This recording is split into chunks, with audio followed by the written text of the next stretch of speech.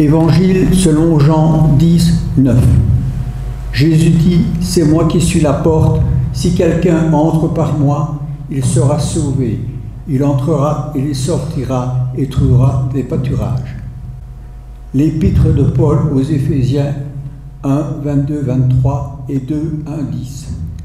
Dieu a mis toutes choses sous les pieds du Christ et il l'a donné à l'Église comme la tête de tout ce qui existe. L'Église est le corps du Christ. En elle, le Christ est pleinement présent, lui qui remplit tout l'univers. Quant à vous, vous étiez morts du fait de vos fautes, des péchés auxquels vous adonniez autrefois, sous l'empire de ce monde, le prince de l'autorité de l'air, cet esprit qui est maintenant à l'œuvre chez les rebelles. Nous tous aussi, nous étions de leur nombre et nous conduisions autrefois selon les désirs de notre chair.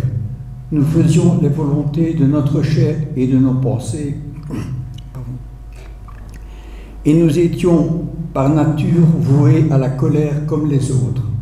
Mais Dieu est riche de compassion et à cause du grand amour dont il nous a aimés, nous qui étions morts du fait de nos fautes, il nous a rendus vivants avec le Christ. C'est par grâce que vous êtes sauvés. Il nous a réveillés ensemble et fait asseoir ensemble dans les lieux célestes en Jésus-Christ pour montrer dans les temps à venir la richesse surabondante de sa grâce, par sa bonté envers nous en Jésus-Christ. C'est par la grâce en effet que vous êtes sauvés au moyen de la foi. Cela ne vient pas de vous, c'est le don de Dieu.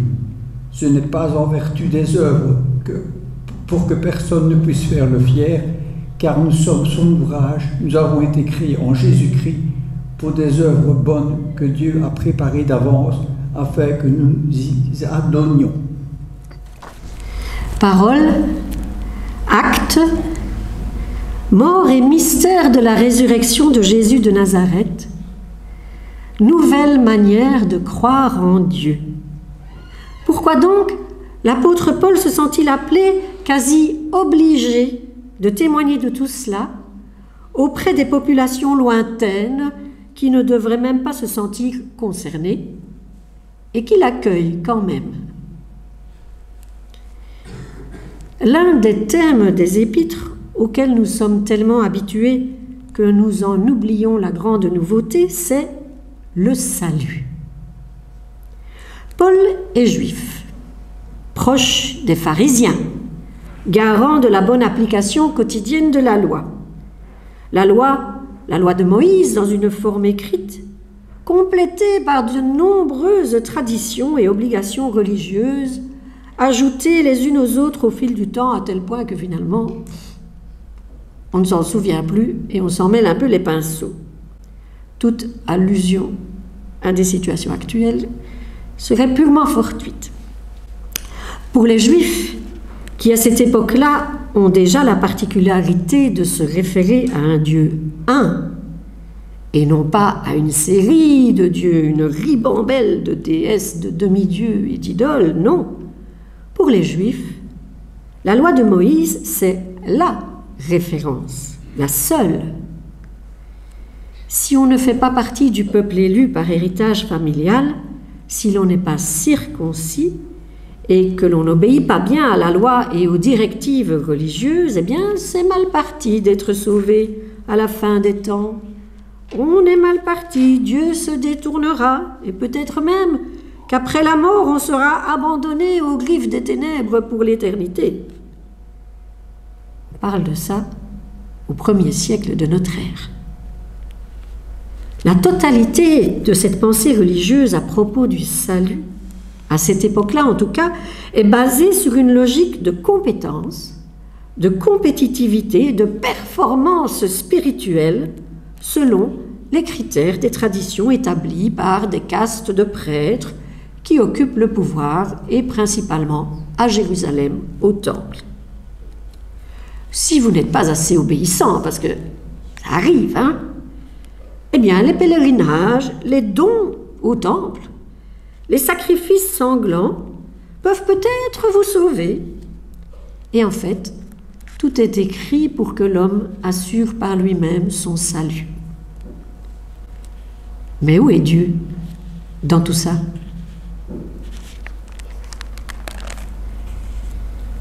La nouvelle alliance en Christ remet Dieu aux commandes. Jésus l'affirme, le salut vient de Dieu. C'est le cadeau de Dieu qui cherche sans cesse à rétablir l'alliance avec les hommes, qui est fidèle, Dieu qui peut tout, y compris nous sauver. Il n'est plus question d'attendre la fin des temps pour vivre ce salut concrètement. Il est reçu dès à présent car le temps est accompli en Christ. Alors la langue française est un petit peu pauvre pour exprimer l'idée biblique du salut. En français, on a un peu l'impression que nous sommes sauvés, ou pas, comme si on se fixait, ou pas, dans un état de salut, comme si le salut était une sorte de terminus. Mesdames et messieurs, nous sommes arrivés à la station salut, terminus de ce tram appelé la foi, et voilà, vous êtes sauvés, point. Non. Au contraire, les évangiles et les épîtres proposent une dynamique du salut. Nous sommes tout le temps en train d'être sauvés. Nous sommes tout le temps sur le chemin de salut. Nous pouvons à tout moment saisir toutes les occasions qui se présentent, tout le temps, pour entrer dans le salut. Il nous accompagne, parfois nous l'oublions, mais il se rappelle tout le temps à nous. Dans la première épître aux Corinthiens, notre cher ami Paul, là, il insiste. En effet, la parole de la croix est folie pour ceux qui vont à leur perte, mais pour nous qui sommes sur la voie du salut, elle est puissance de Dieu. Le salut du Nouveau Testament est un mouvement. Dès lors, nous ne devons jamais désespérer de n'être pas arrivés, de n'être pas installés dans le salut, ni même sauvés une fois pour toutes, car le salut est un mouvement. Nous ne sommes pas sauvés une fois pour toutes, et non pas uniquement parce que nous sommes d'éternels pécheurs, pécheresses, mais parce que le salut biblique se présente comme un mouvement dynamique. Ce qui est un peu troublant, c'est que cette croix dont Paul fait mémoire, la croix du Christ, c'est pas très dynamique, une croix plantée dans le sol, surtout si on y est attaché par des clous. La croix plantée dans le sol ne devient une voie dynamique de salut que si nous acceptons de nous intéresser, d'entrer dans les enseignements que Jésus de Nazareth a partagés et a mis en pratique.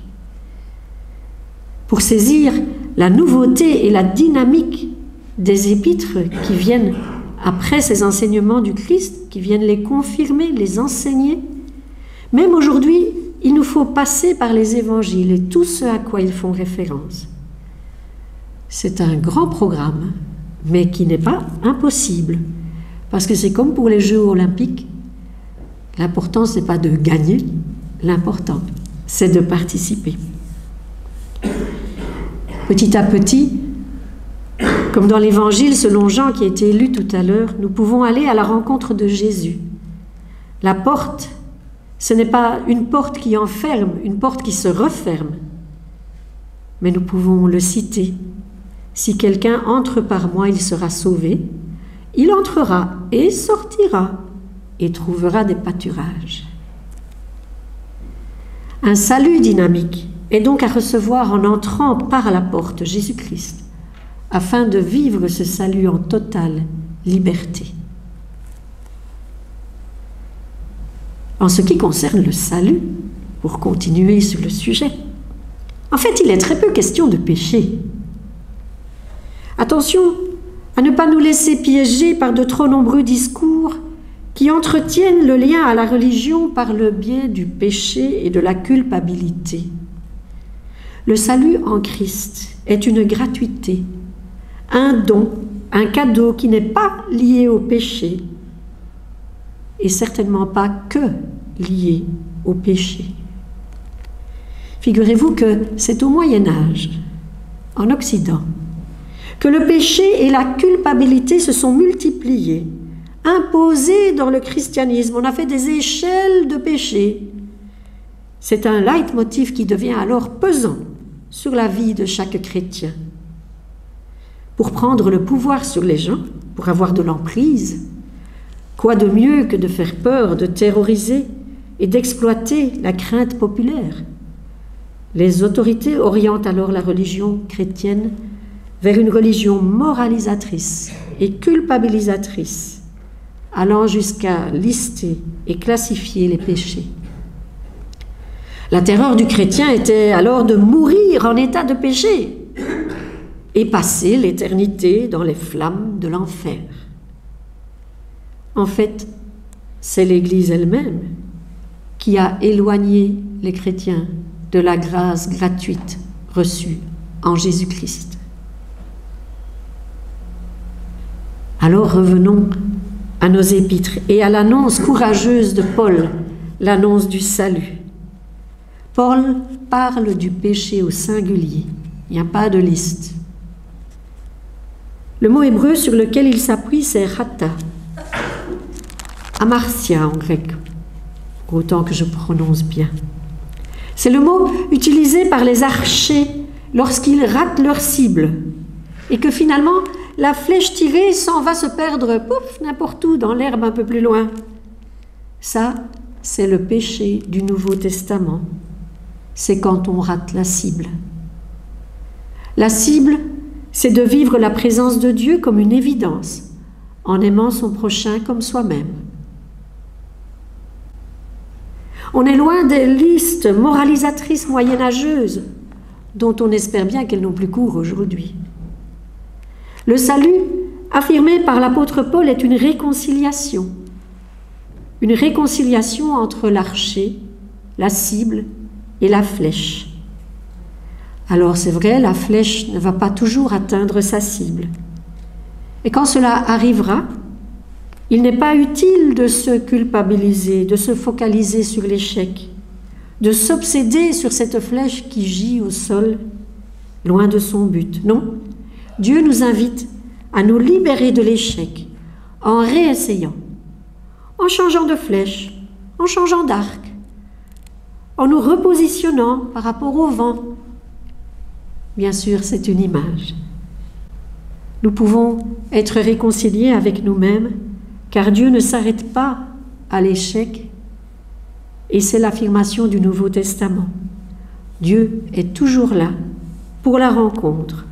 Nous pouvons toujours être réconciliés avec Dieu, retrouver la cible.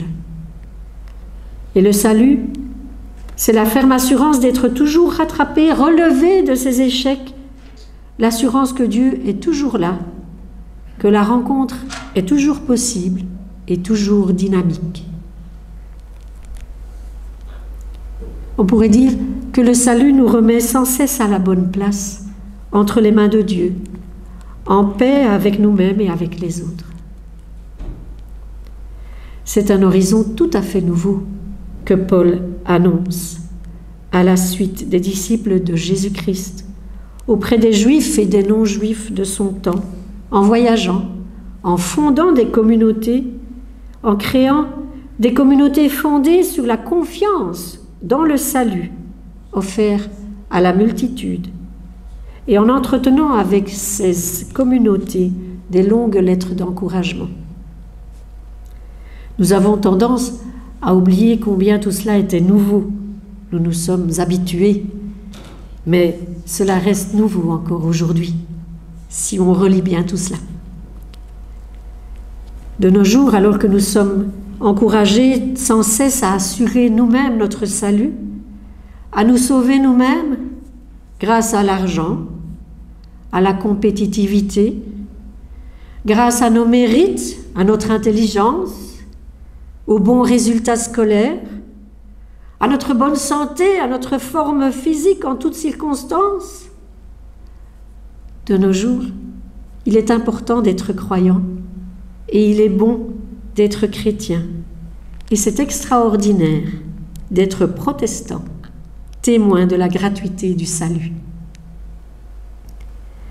Aujourd'hui même, avec les situations de tension au sein des nations et entre elles, Alors que l'on nous pousse à trouver normal et même profitable de transformer des usines de production de voitures familiales en usines de production de chars militaires, il est très important de témoigner de la logique du salut, la logique de la paix toujours promise, toujours possible. Il est bon de faire la promotion de la notion de gratuité. Il est extraordinaire d'affirmer que le salut est offert à chacun, à chacune, à toutes et à tous, en toutes circonstances. Ce n'est pas un vieux dogme poussiéreux, c'est aujourd'hui encore une formidable manière de vivre en toute liberté. Amen.